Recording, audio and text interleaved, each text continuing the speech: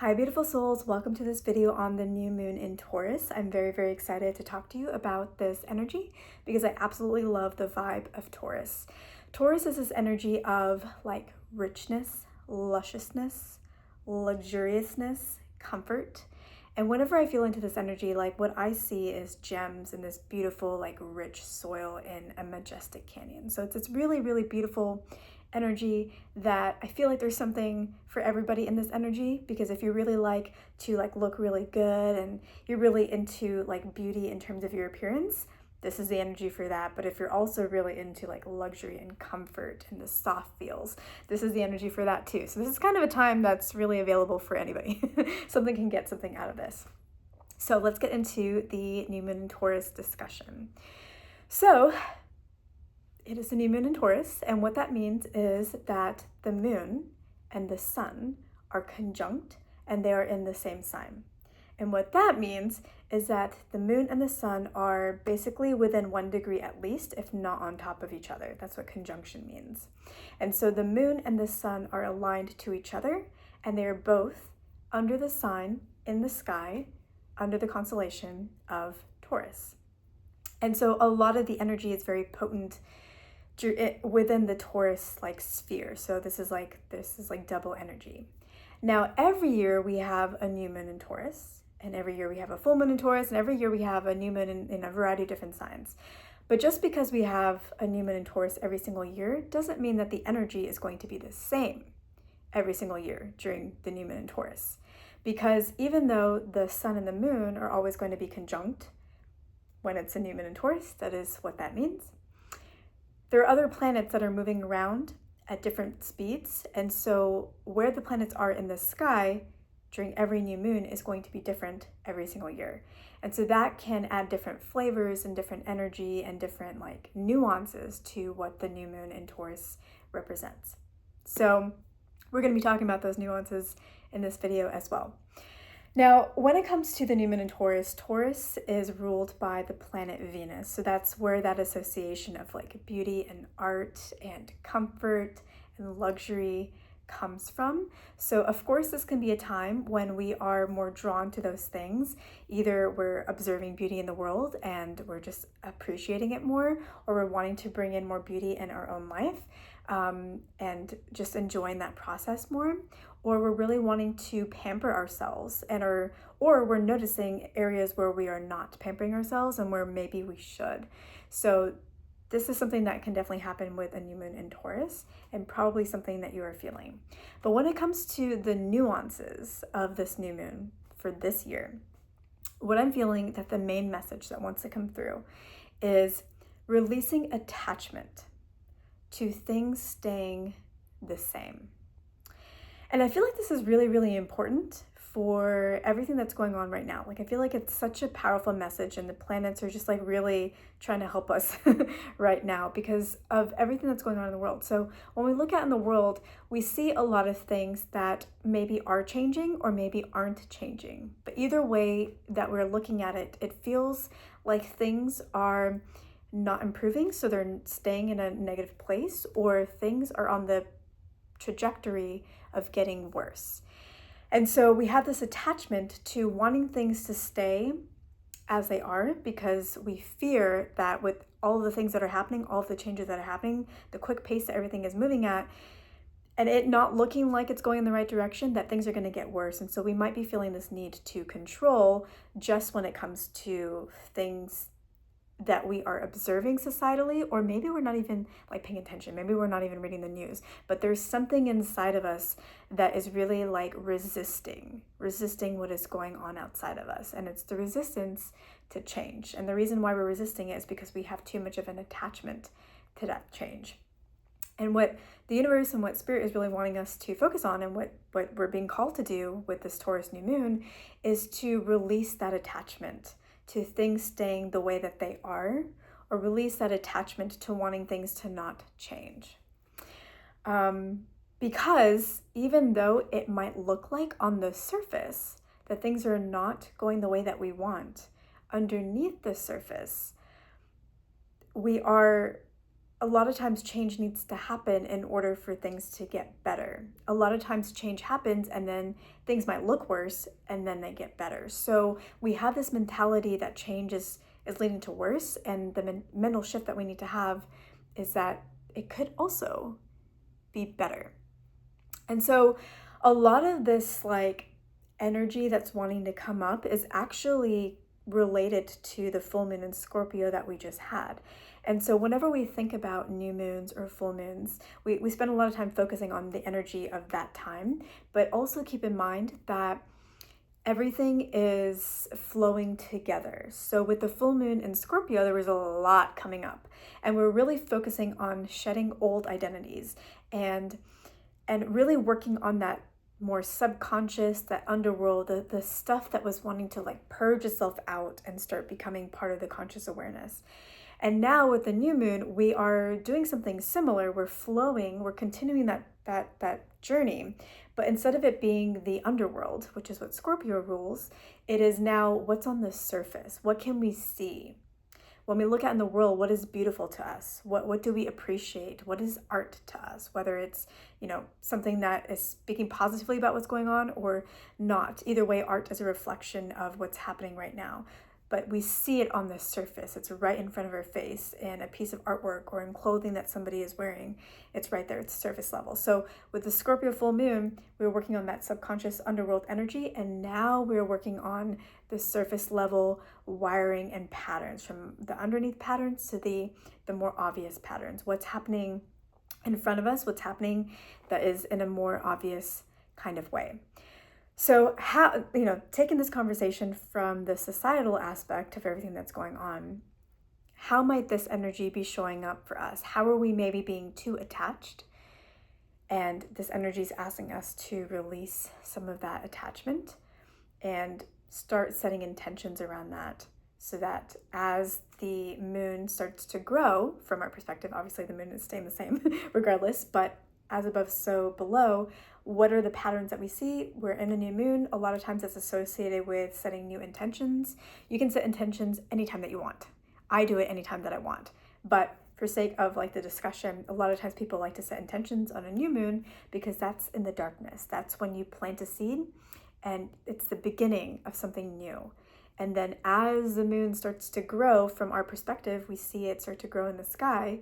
As it leads towards the next full moon, plants, like in the same like metaphor, plants are starting to grow until they reach full bloom. So as you're setting intention during this time, start taking note of where are you in your life maybe getting too attached to something, and how can we break those patterns? So how this might show up for you is maybe whenever you are meditating, you have to have a specific crystal.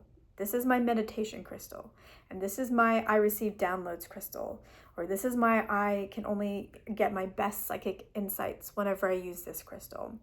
So it could be something like that. It could be that you are somebody or currently in a phase where it's your way or it's the highway, and you have a hard time adjusting to somebody else's plans or somebody else's ideas or somebody else's like thought process. It could be that you have an attachment to spending money. Maybe that's like a particular cycle that you have, and that's how you tend to find comfort, and that's something that maybe needs to be released, and you need to find a new way of finding comfort. It could show up as how you believe something should unfold, or when you think something should unfold. Maybe you're attached to how an outcome needs to happen or how it needs to look. It could be that you are attached to a particular mold that you think you're supposed to fit in. So maybe in your career, you feel like, if I want to be the best sales rep, then I have to fit into this mold. I have to be like this. I have to sell like this. I have to, act like this. I have to present myself like this. I have to dress like this. Whatever way that may apply to you. Or maybe in a relationship, you feel like you have to be a particular way in order to be good at being a partner, or good at being a girlfriend or a boyfriend. So you may be attached to a particular mold. You may be attached to a particular vision in your life. Pisces, or the North Node, is currently in Pisces. So there is some of that, like how maybe being too attached to a particular vision and needing to kind of let that go. So think about the ways in which you are maybe being attached to how things need to be, and hanging on to that because you believe that that is the best way, or you believe that you can't have success unless you do it that way. I can't have success in my meditation without this crystal. I can't have success in my career unless I do it in this particular way. I can't have success, in a relationship unless I fit a particular mold. Let's see, what else? Okay, and I guess like along the lines of meditation, maybe you feel like whenever I do meditate, I don't care about the crystal. I can do it anywhere, but I have to be uninterrupted. And this is an interesting one because whenever you meditate, you do want to be uninterrupted. That's kind of the point. But a lot of times life does not allow for that. And with everything speeding up so fast right now, probably you're getting interrupted a lot. If you've watched my previous videos, you know that that's happened to me. And I've still been able to have incredibly potent meditations, even if there's a lot of noise, or even if like my puppy or my kitty is like right in front of my face, like, what are you doing? They've kind of calmed down about that lately. So I think they're at peace, and they actually now just chill with me. But yeah, so different ways. And I know for me, like attachment, I've been noticing it coming up for me as well. And it's really interesting. So in some of my other videos, you've seen a bookshelf behind me. And once I have a setup that looks good, I can't change it. Like everything has to stay the same because I feel like if I move something, it won't be perfect. And that can be really limiting. So I have that. Sometimes I have a fear of getting dependent on something. And so I just never end up pursuing it because I don't want to be dependent on a tool or something like that. It comes up for me in terms of like documents. I might edit a bunch of documents, and so I have a new version that is actually the final version, but I won't delete any of the previous versions. Like for whatever reason, I need them to be there just in case I one day need to go back and see what I changed. Sometimes that is important, but not for everything. And it shows it for me in terms of like channel material, like in my past, especially. I always felt like I needed to share channel material in the exact way that I got it, that I couldn't restructure it into a flow that might be more easy to follow along with. And I feel like that ended up making a lot of my videos not as structured, and sometimes not as grounded. And also sometimes like I would pretty much most of my videos in the past, I would never read anything about the topic. And I suppose I didn't do that this time either. But anyways, and the reason why was because I felt like my material had to be like pure in channeling. And if I read something, that it was somehow not as good. And again, that can make videos seem less grounded and also limit some of the potential of where you can take a conversation. So I've definitely changed that in the very recent past as these energies have kind of been working through me. And it's kind of reminding me of like a long time ago when I was doing my neuroscience degree and I worked in a lab, and the advice that my professor gave us, which was whenever you write your paper, like your research paper, write it the first time and then delete it and then rewrite it from scratch. Because when you rewrite it, it's going to be better than the first time. I could do that. I could just never delete the old one. That would give me anxiety in the past.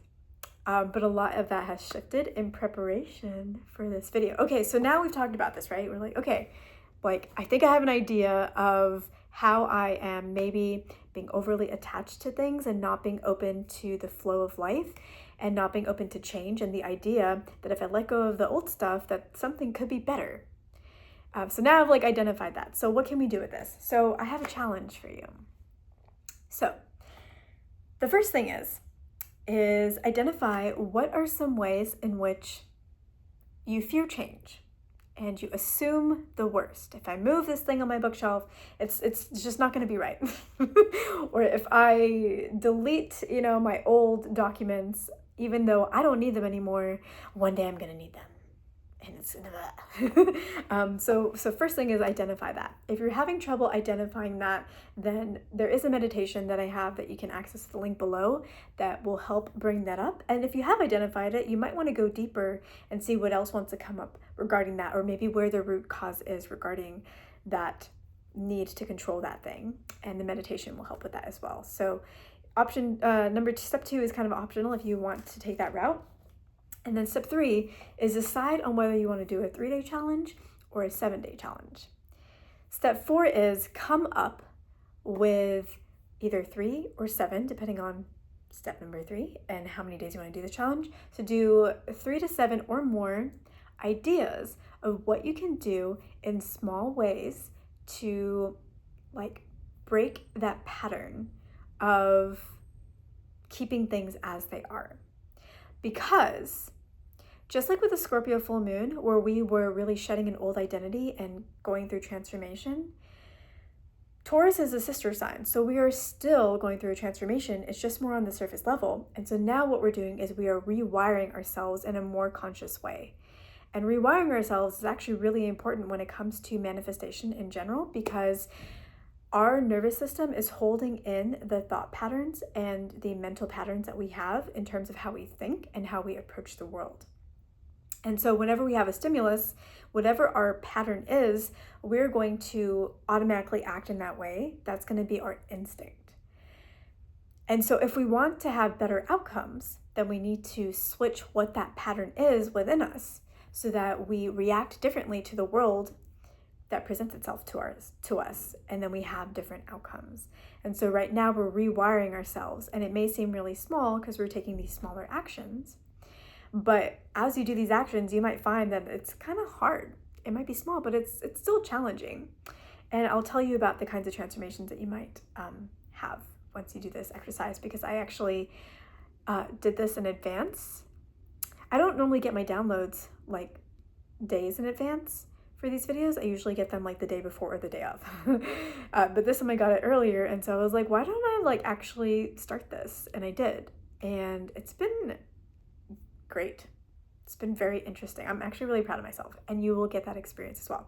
So write down a few ways in which you can shift these patterns of staying as is, staying kind of stuck in this current way of thinking or way of being. So I'll give you some examples for me.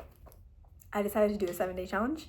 So one of them is rearrange something on my shelf. Put it somewhere else. Move it. And let it be in a different spot. And maybe even repeat it a couple of times. I actually have repeated it 3 times this week. The next thing is remove yourself from subscriptions that you're not doing anymore, like email subscriptions. This one, like a lot of times whenever we stay stuck in our old patterns, it takes up more space than we realize. Like it can take up space in terms of your email account, it can take up space in terms of your hard drive, but it also takes up a lot of mental space and mental clutter. So this is actually very freeing mentally as well, just removing subscriptions from my email list that I think I'm gonna want to read that I haven't read ever or in like months. So it's the second one. Another one is to delete screenshots. So I tend to collect a lot of screenshots on my phone in case I will need it later. Deleting ones that I've never looked at. So I did that one as well already. And so that's been really nice to have some space on my phone. Deleting old versions of documents. So especially things that like I don't need anymore. I don't need my resume from when I was an intern. I actually don't know where my intern resumes are, but I do have some from like maybe 7 years ago that I don't need anymore. So deleting those resumes and just sticking with what I have now and updating it fresh and changing things around fresh, because yeah, like I'm a new person now, and the way that I look at my resume, I might not want to use the old wording that I use because I'm reflecting on my career differently and I'm highlighting different things in my career differently as I progress. That's more updated, not only in terms of like what I've recently done, but in terms of how I view my trajectory. Doing a routine in a different order, recreating something from scratch, and remembering that the wisdom that we have, like whenever we create something, sometimes we can get attached to it and we don't want to recreate it. And that's because we are associating the power as in the thing that we created. when really, if you recreate something from scratch, you will realize that the magic was really always in you, and you're the one that created that end result. The magic isn't in the end result, it's in you, the creator. And so of course you can create it again, if not better. And then refilming a video. So I did this one. So my last video, the one before this, is a refilm version. I filmed it once and I liked it, and then I was like, let's do this. Let's do this. Let's do this exercise. And I did it. And the second version was better. it was better. It was longer. I wasn't going for longer, but it was significantly better. So think about things like that for you that you can start doing, and do one of those a day. I did several of these a few times, but you only have to do each one once, depending on your challenge day. So pick one a day. You don't have to do them in order or any particular order. Just pick the one that you're inspired to that day. And you will find that you feel freer, and you may even feel it like sensationally. Like I feel like my head, I didn't even notice this before, but my head's like cracking open. And it's like this hardening that's happened that's like starting to dissolve. And things that I had to be a perfectionist about that are not on this list, but that are really pivotal to my life, things that I would just like, I don't know, I would just get so in my head about, that does start to happen. But then all of a sudden I'm like, you know what? Managing every little detail does not actually change the outcome. And I've just been so much more relaxed about it, so much more at ease about it. And it's really wonderful. Like I'm really, really proud of myself, because that's such a 180. And it all started with this exercise. So I'm gonna wrap this up. I think I covered everything that I wanted to here. Yeah. This is like a really potent gateway that we're in right now. So things are really crazy, and in a lot of ways they really suck. And while we would like things to change in a better way, I don't think this had to be the way. I do feel like there's an undercurrent of positivity. It's hard to feel it right now because so much is wanting to come up and be purged. And there is that like internal angst and wanting to like resist, but underneath all of that is so much good that is ready to transform if we will only believe in it. Because as they say, like 80% of life is the attitude. Attitude is essentially like expectation. What do you expect? And so yeah, if we start expecting better, expecting that just because it's change doesn't mean it's going to get worse, it could get better, that's going to be the neuronal patterning that we are operating from, and that's going to be the energy that we're going towards, and that's going to be the trajectory that we're on, and that we also lead everybody else on. Because as we have that kind of mentality and thinking, and as we transform our own wiring, we start bringing that wiring to the world. It doesn't just impact like how we react to things, it impacts how we react to other people. It impacts how we see the world, how helpful we want to be, our vibration just in our auric field, and how that influences other people around us. So it's really, really powerful stuff what we're doing here. So I will leave it here. Thank you so much. Let me know how the challenge goes. Let me know what are some challenge ideas that you're going to do. Like those are the 7 that I listed, but what are you thinking about doing that's a little bit outside of your comfort zone, but that's going to go a really long way? I would love to know your guys' ideas, because maybe I'll want to continue my challenge, because I've actually really been enjoying it. Okay, I love you so much. Chat with you later.